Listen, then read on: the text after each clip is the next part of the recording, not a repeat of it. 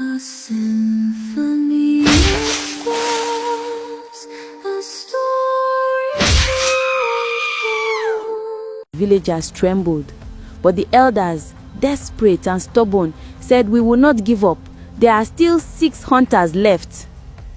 Bekumo was the second hunter to arrive, a man well known for his strength and his unmatched spear skills. His name carried weight across nearby villages. They said he once brought down a wild buffalo alone, and his weapon never missed its mark. When the elders told him about Tograwe's fate, he only smiled. "He went without wisdom," he said calmly, turning his spear in his hand. "The river may have swallowed him, but it cannot take me." The people watched him with mixed feelings, some hopeful, others trembling. He looked fearless, almost proud. Even as night began to fall and the wind turned cold, he showed no sign of fear. He stood before the river bank, eyes fixed on the calm surface. The moonlight made the water shine like silver, quiet but dangerous. The villagers, hiding in the bush path, watched him from afar, their hearts beating fast. No one dared to breathe too loud. Bekumo stepped closer, his spear ready. He whispered a short prayer under his breath and stepped into the shallow part of the water. Nothing happened. He smirked. "So, this is the great river that men fear," he said softly. But before he could take another step, the water rippled, gently at first, then violently. The calm surface broke into waves. Strange shapes began to move beneath it. The villagers froze. Then it happened. Something or many things rose from the deep. Glimmers of silver tails and glowing eyes surrounded Bekumo.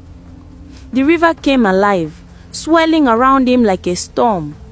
He raised his spear high and struck fiercely. His weapon moved like lightning, cutting through the air. He pierced one creature, then another. The water turned red with anger. A piercing cry echoed across the river, followed by the sound of waves crashing. Bekumo shouted, spinning his spear again. For a moment, it looked like he was winning. Then a massive force pulled him backward. He lost balance.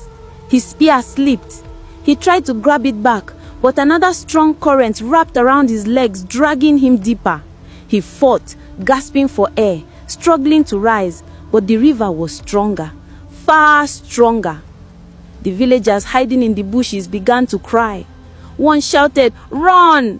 Another whispered, "The spirits are angry." Within seconds, Bekumo was gone. Only his spear floated up briefly before vanishing beneath the dark surface. The river shook violently that night. Waves crashed against the shore as if mourning or raging. Trees along the bank bent and swayed under an unseen force. Deep beneath, Tamuno and Emira watched helplessly. Around them, the river goddess and her clan wailed, a haunting sound that carried through the deep. Their sorrow was mixed with fury. More of their kind had fallen because of human greed. Emira covered her face with both hands, whispering in tears. Why did they never learn? Tamuno lowered his head. He understood both worlds, the rage of the mermaids and the suffering of his people. Yet he could do nothing. The war between the land and the deep had already gone too far.